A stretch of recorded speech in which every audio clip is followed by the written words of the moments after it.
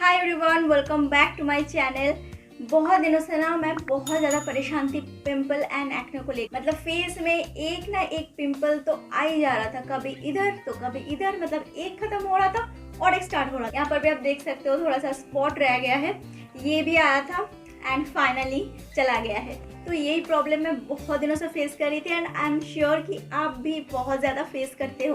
But don't worry, finally मैंने इसका हल निकाल लिया है and I am so excited to share with you. Trust me guys, बहुत सिंपल वे में हम इसे कंट्रोल कर सकते हैं। मैंने इसको रिड्यूस कर लिया है एंड आई एम श्योर कि आप भी कर पाओगे। सबसे अच्छी बात यह है कि अगर आप टीनेज भी हो, अगर कोई महंगा सा प्रोडक्ट आप अफोर्ड नहीं कर सकते, नहीं खरीद पाते, तो डोंट वरी, आज मैं जो शेयर करूंगी वो आप बहुत ही आराम से अफोर्ड कर पाओगे। तो चलिए चलते स्टार्ट करते आज का वीडियो। बस एक छोटी सी रिक्वेस्ट है, वीडियो पसंद आई प्लीज एक लाइक जरूर करना। So now let's get started. तो सबसे पहले मैं अपनी स्किन टाइप आपको बता देती हूँ। मेरी skin combination to oily skin है। समर टाइम में ऑयलीनेस ज्यादा आ जाती है एंड विंटर में बहुत ज्यादा ड्राई हो जाती है। बेसिकली मुझे पिंपल ज्यादा आते हैं एंड जो पस वाले एक्ने है ना, वो एक दो आते हैं।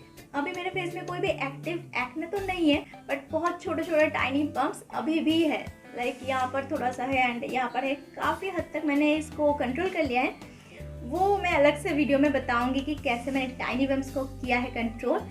अब बात अगर करें पिंपल एंड एक्ने की, मुझे इस टाइप का पिंपल होती रहती है और ये जो पिक्चर है ये डे 3 का पिक्चर है। डे 1 में पूरी डबल थी ये एकदम साइज में एंड बहुत पेनफुल भी था, बट डे 1 से ही मैंने वो स्टेप्स फॉलो की जिसके कारण डे 3 में ही ये बहुत ज़्यादा ख़त्म हो गया एंड 1 वीक बाद ये आज की पिक्चर है। आप देख सकते हो कितना क्लियर हो गई है मेरी स्किन। तो बेसिकली हम फॉलो करेंगे 3 सिंपल स्टेप, बट सिर्फ यही नहीं, इसके साथ और 3 टिप्स आपको फॉलो करनी होगी, तब जाके आपकी एक्ने पिंपल का प्रॉब्लम टोटल खत्म होने वाली। फर्स्ट हम स्टार्ट करते हैं 3 स्टेप स्किन केयर रूटीन के साथ। आपको ये 3 स्टेप फॉलो करनी है नाइट टाइम में। ये 3 स्टेप रूटीन को हम फॉलो करेंगे फेस वॉश के बाद से। फेस वॉश कोई भी रूटीन का एकदम प्राइमरी लेवल है, तो उसको मैं इंक्लूड नहीं कर रही हूँ। ऑब्वियसली फेस वॉश करके ही हमें हर रूटीन को फॉलो करनी होती है।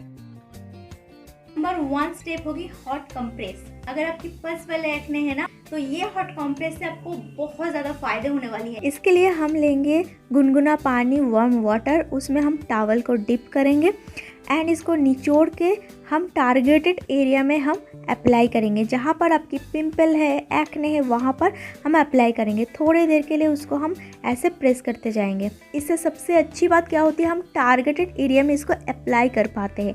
जहाँ पर भी एक्ने है वहाँ पर अप्लाई कीजिए।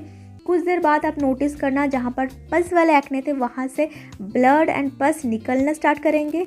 आपको सिंपली थोड़ी देर वेट करनी है, वो निकल जाए, देन क्यू टिप से या फिर कॉटन पैड से उसको क्लीन कर लेना है, ताकि आगे जाके वो इन्फेक्शंस ना क्रिएट करे। अगर आपको पस वाला एक्ने नहीं है, नॉर्मल पिंपल है, तो आप सिंपल स्टेप को थोड़ी देर के लिए कीजिए एंड देन नेक्स्ट स्टेप में आगे बढ़ जाइए।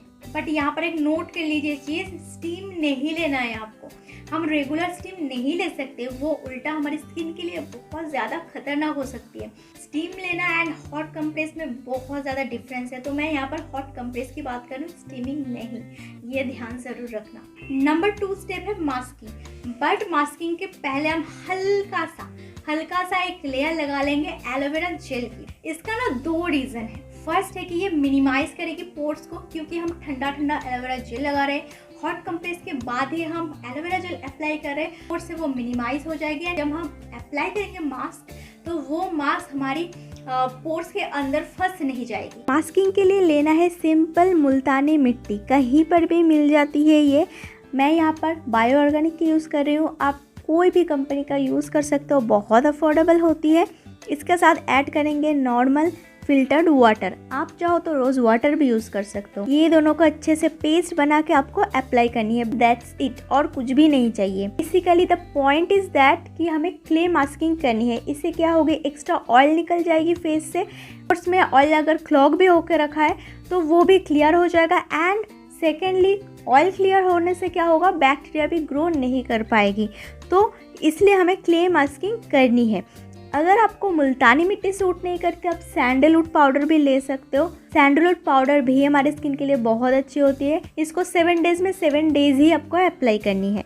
15 मिनट तक रखिए, देन वॉश कीजिए। 15 मिनट से ज़्यादा मत रखिए, नहीं तो स्किन बहुत ज़्यादा ड्राई आउट हो जाती है। Third and final number step है मॉइस्चराइजिंग। क्ले मास्किंग किया है तो मॉइस्चराइजिंग तो मस्ट है, बट साथ में यहाँ पर आपको चाहिए एक मैजिकल इंग्रेडिएंट, वो है tea tree essential oil. Moisturising के लिए हम लेंगे aloe vera gel. Again aloe vera gel हम लेंगे एंड ठंडा वाला ही लेंगे। मैं एलोवेरा जेल को फ्रिज में ही रखती हूँ एंड अभी फ्रिज से ही निकाला हुआ है इसको। थोड़ा सा एलोवेरा जेल लेनी है आपकी फेस के अकॉर्डिंग, देन ऐड करनी है 1 drop tea tree essential oil की। इन दोनों को मिक्स करना है। मिक्स करते हुए ऐसे क्रीमी फॉर्म में आ जाती है। इसको सिंपल अप्लाई करनी है फेस में, थोड़ा देर मसाज भी कर सकते हो and that's it. Tea tree oil में एंटी इन्फ्लेमेटरी प्रॉपर्टी होती है, एंटी फंगल है, एंटी बैक्टीरियल है, इसलिए टी ट्री ऑयल बहुत ही अमेजिंग वर्क करती है पिंपल और एक्ने के ऊपर।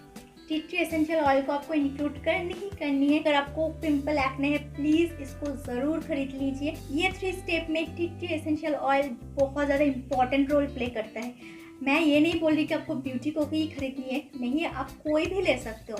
टी ट्री ऑयल को प्लीज़ कभी भी डे टाइम में मत यूज़ करना, रिएक्शंस हो जाएगी। अगर डे टाइम में यूज़ करनी है तो प्लीज़ सनस्क्रीन इसको ऊपर ज़रूर यूज़ करना। बट ये एसेंशियल ऑयल बहुत ज़्यादा स्ट्रॉन्ग होती है, तो अप्लाई करने से पहले प्लीज़ एक बार पैच टेस्ट करके देन अप्लाई करना। तो ये 3 स्टेप के बाद और 3 चीज़ की आपको खास ध्यान रखनी है। टिप्स नंबर 1 है डिटॉक्स। यस गाइस, बॉडी को डिटॉक्स करना बहुत इंपॉर्टेंट है। डिटॉक्स के लिए सबसे सिंपल है 3 से 4 लीटर पानी कंज्यूम कीजिए। आई नो सबको पता है पानी पीना ज़रूरी है, बट हम करते कितने जन हैं। अंदर से आप ठीक नहीं हो, डिटॉक्स नहीं हो रहा है ठीक से, तो आप कुछ भी अप्लाई कर लीजिए फेस में, कुछ रिजल्ट नहीं आने वाली। सिंपल 3 से 4 लीटर पानी डेली पीना है आपको। सेकंड नंबर पॉइंट है हाइजीन मेंटेन करना। दिन में 2 बार एटलीस्ट फेस को वॉश कीजिए। जब भी स्वेटिंग आती है प्लीज स्किन को वॉश कर लीजिए, रिंस कर लीजिए ठंडे पानी से। नॉर्मल पानी से फेस को रिंस करते रहिए। सेकंड थिंग है पिलो कवर। हर 3 दिन के बाद पिलो कवर को चेंज करते रहिए। पिलो कवर में हम ऐसे जब सोते हैं ना, तो इसे जब टच होता है तो इससे स्किन में पिंपल, एक्ने, ये सब की प्रॉब्लम आ जाती है।